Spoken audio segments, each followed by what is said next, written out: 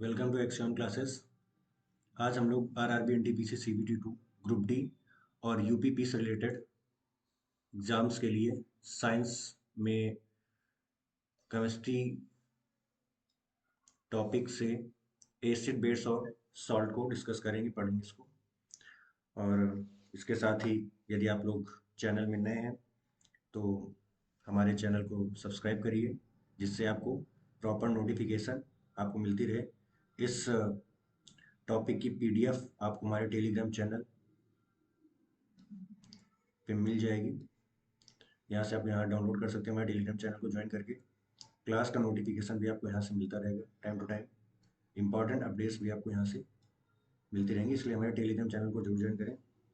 चलिए आगे बढ़ते हैं अपने टॉपिक की तरफ।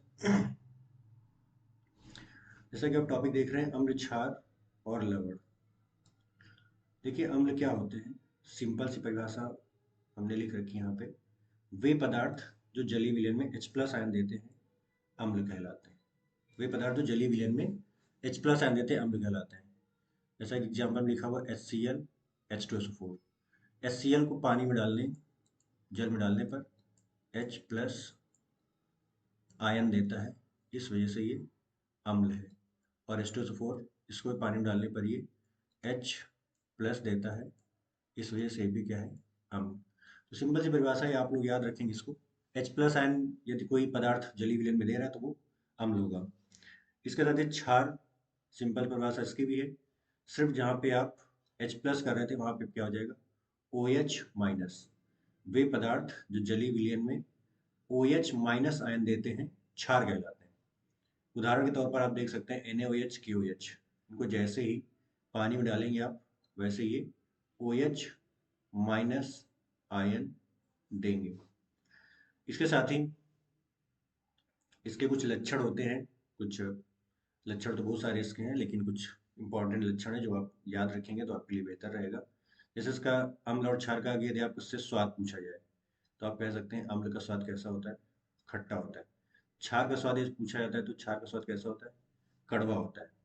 फिर इसका लिटमस का पर क्या प्रभाव है, इसके बारे में यदि हम जान लें तो ज़्यादा बेहतर रहेगा। अम्ल नीले लिटमस को क्या कर देता है, लाल कर देता है। और वहीं पे क्षार लाल को क्या कर देता है, नीला कर देता है। यदि आपको उदासीन पता करना है तो लिटमस, उदासीन विलयन में लिटमस का कोई प्रभाव नहीं पड़ता है। इसके साथ ही कुछ दो इंपॉर्टेंट पॉइंट और हैं इसके। यदि कोई अम्ल है वो धातु के साथ कोई अभिक्रिया करेगा तो अभिक्रिया करके वो क्या दे देगा, H2 दे देगा, यानी हाइड्रोजन गैस बाहर करता है। यानी कोई अम्ल यदि धातु से रिएक्ट करेगा तो वो किसको बाहर करेगा, हाइड्रोजन को बाहर करेगा। क्षार अम्ल के साथ अभिक्रिया करके लवण देते हैं, यानी यदि क्षार को अम्ल के साथ रिएक्ट कराया जाए तो उसमें से क्या बनेगा, आपका लवण। और इसके साथ ही जुड़ा हुआ टॉपिक हमारा कौन सा है, लवण।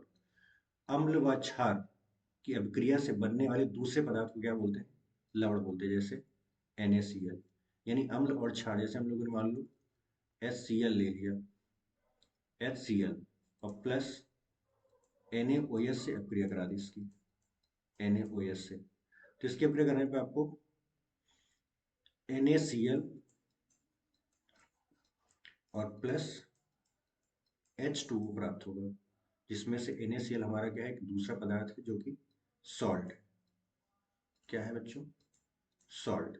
और इसके साथ ही हमको और दूसरा पदार्थ क्या मिला है, एक और पदार्थ, इसको बोलते हैं H2O। यानी अम्ल व क्षार की क्रिया से क्या बनता है, आपका सॉल्ट बनता है एक पदार्थ, और दूसरा बनता है जल। इस अभिक्रिया को आप उदासीनीकरण अभिक्रिया भी कह सकते हैं। अम्ल और क्षार की अभिक्रिया को क्या बोलते हैं, उदासीनीकरण अभिक्रिया बोलते हैं। नेक्स्ट टॉपिक हमारा लवण के प्रकार है। लवण के प्रकार देख रहे हैं आप लोग, स्क्रीन पे आपके दिख रहा होगा। पहला प्रकार है सामान्य लवण। सामान्य लवण का मतलब है, सामान्य लवण का निर्माण किसी अम्लीय अणु से हाइड्रोजन के पूर्णतया स्थानांतरण द्वारा होता है। यानी कि कोई अम्लीय लवण है, उससे हाइड्रोजन का पूर्ण रूप से स्थानांतरण कर दिया जाए तो क्या बन जाता है, वो सामान्य लवण। सेकेंड नंबर पे लिखा हुआ है आपका अम्लीय लवण।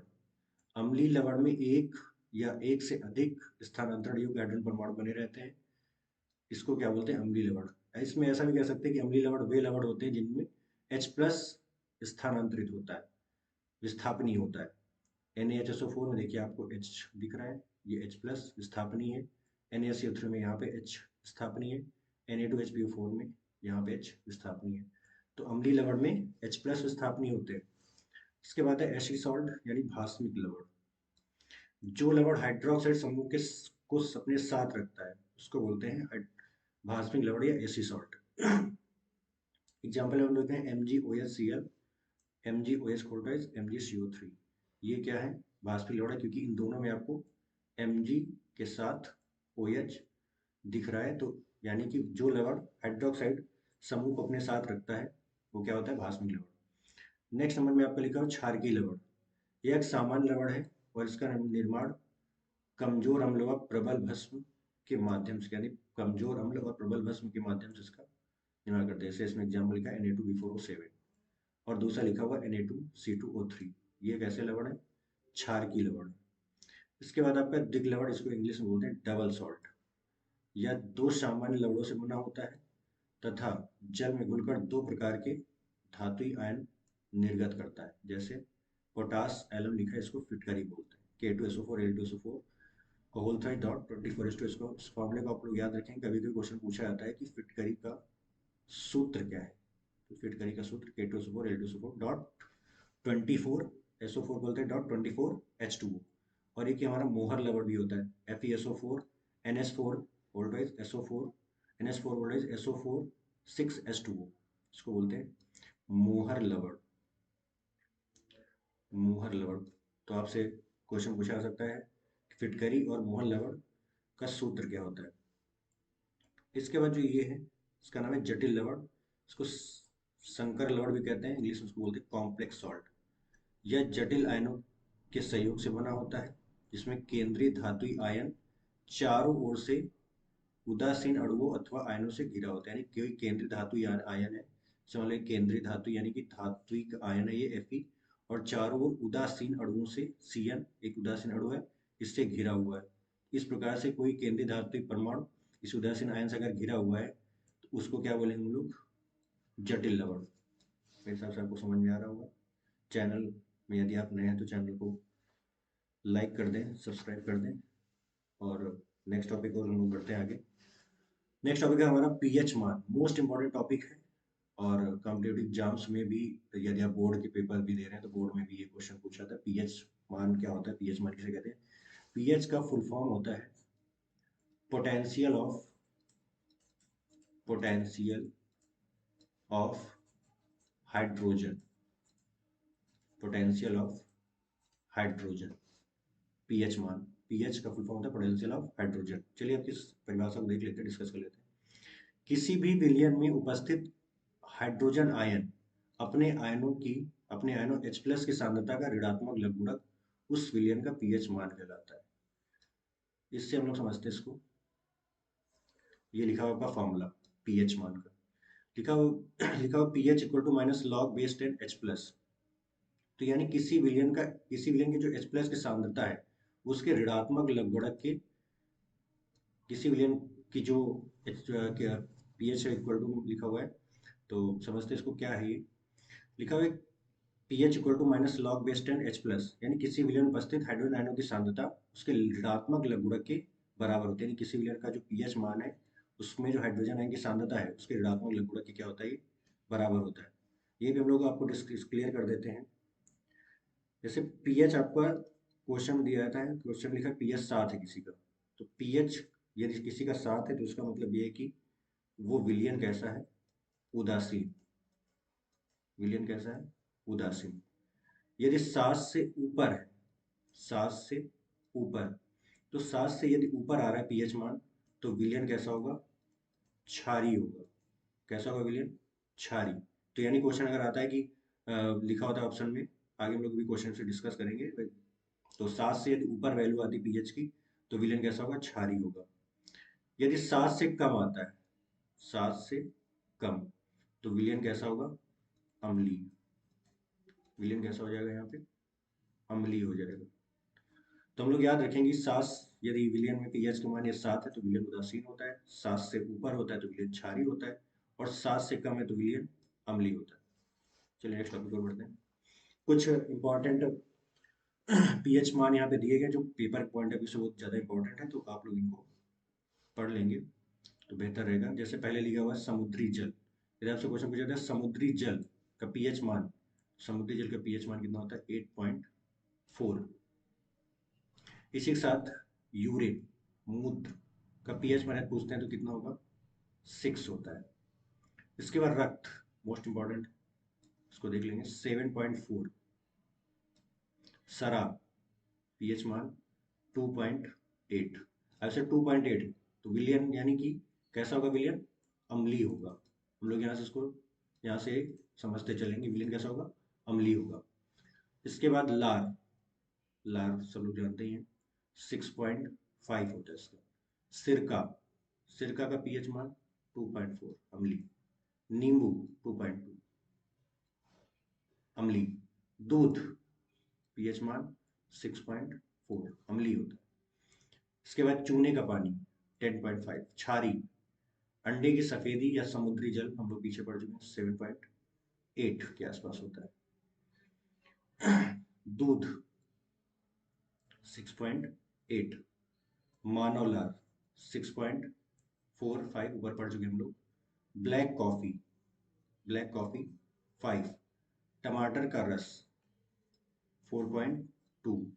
मृदु पेय या सिरक एवं सिरका इसका होता है 3। और नींबू का रस क्या होता है 2.2। चलिए नेक्स्ट टॉपिक पर बढ़ते हैं।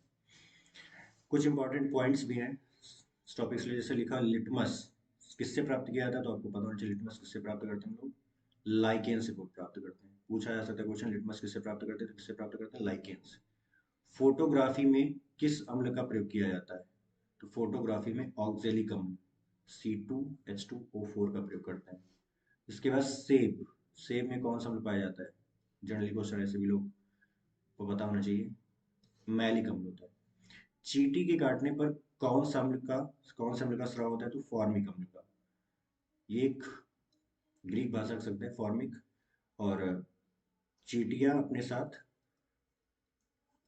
फॉर्मिक अम्ल का स्राव करती हैं, क्योंकि ग्रीक में चींटी को फॉर्मिका कहते हैं, और फॉर्मिक अम्ल का स्राव करने की वजह से चींटियां एक के पीछे एक लाइन में चलती है, क्योंकि एक चींटी आगे फॉर्मिक अम्ल का स्राव करते छोड़ती है और उसके अनुसरण करके पीछे से सारी चींटियां चलती रहती हैं। तो चींटी के काटने में कौन सा अम्ल का स्राव होता है, तुम लोग याद रखेंगे फॉर्मिक अम्ल। नेक्स्ट टॉपिक में आप कुछ क्वेश्चन हमने सेट किए हैं आपके क्वेश्चन पेपर के पॉइंट ऑफ व्यू से। तो पहला क्वेश्चन से लिखा हुआ है कोई विलियन लिटमस को नीला कर देता है। कोई विलियन लिटमस पेपर को क्या कर देता है, नीला कर देता है। तो नीला कर देता है तो उसका पीएच मान, तो ऑप्शन में आपको ये हो जाएगा डी। नीला कर देता है मतलब विलियन कैसा है, क्षारीय है। और यहाँ पे देखिए ऑप्शन से भी आप टिक कर सकते हैं, यहाँ पे 1 है, यहाँ पे 4, यहाँ 5 है, यानी बाकी सब तीनों 7 से कम है। सिर्फ एक ऐसा ऑप्शन है जो 7 से अधिक, यानी कि ये वाला आपका ऑप्शन हो जाएगा, यानी पीएच मान इसका क्या होगा 10। फिर क्वेश्चन है क्षारीय विलयन का पीएच मान। सिंपल सिंपल से क्वेश्चन है, सब आप कर सकते हैं आराम से, बता भी चुके हैं आपको। क्षारीय विलयन का पीएच मान 0, 7 से अधिक, 7 से कम, 7। तो क्या हो जाएगा, क्षारीय विलयन है तो विलयन का मान क्या होगा 7 से अधिक।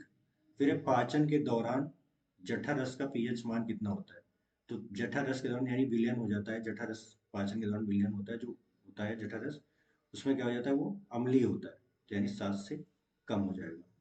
फिर है जल को जीवाणुरहित बनाने के लिए उपयोगी पदार्थ कौन सा है, तो जल को जीवाणुरहित बनाने के लिए जल को साफ करने में लोग विरंजक चूर्ण का प्रयोग करते हैं। फिर है प्रबल अम्ल में किसकी अधिकता होती है, तो यदि प्रबल अम्ल में अधिकता पूछी जाती है तो H+ आयन की होगी। यदि प्रबल अम्ल में अधिकता इसके अलावा यदि क्वेश्चन पूछा जाता है कि प्रबल क्षार में किसकी अधिकता होती है, प्रबल क्षार में प्रबल क्षार में किसकी अधिकता होती है, तो हम लोग बताएंगे OH-। और यदि ये कम हो जाते हैं तो दुर्बल हो जाते हैं। ठीक है, इतना आप लोग इसको रिवाइज करिए और हमारे चैनल को सब्सक्राइब करिए। यदि वीडियो अच्छा लगा हो, जानकारी आपको अच्छी लगी तो इसको वीडियो को लाइक करिएगा और शेयर करिएगा। इसके साथ ही हमारी फ्री क्लासेस यूट्यूब पे अवेलेबल है, इंपॉर्टेंट अपडेट्स आपको यहाँ से मिलती रहेंगी। यहाँ पे आप इसको क्लिक कर कर भी आप हमारे चैनल को सब्सक्राइब कर सकते हैं। चैनल को शेयर करिए। हमारी ऑफिशियल वेबसाइट www.xchanacademy.in पर आप जाकर लॉगिन कर सकते हैं, डिटेल यहाँ पे आपको मिल जाएगी। टेलीग्राम चैनल को मैं जरूर ज्वाइन रखिए, जहाँ से आपको क्लास का notification, free PDF, important knowledge आपको मिलती रहे। Thank you for joining us.